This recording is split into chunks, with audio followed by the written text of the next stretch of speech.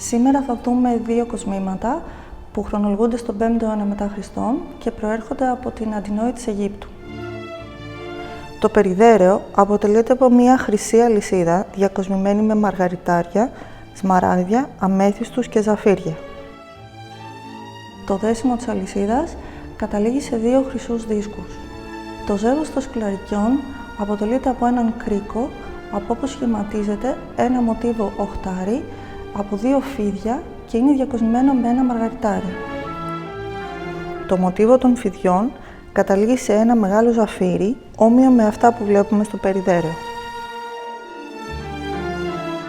Όμοια κοσμήματα με αυτά, τα οποία ήταν αρκετά διαδεδομένα την εποχή του 5ου και 6ου αιώνα μετά Χριστόν, φέρεται να φοράει και η αυτοκράτηρα Θεοδώρα με τις κυρίες της ακολουθίας της στο διάσημο ψηφιδωτό στη Ραβένα, στο Σαν Βιτάλε της Ιταλίας.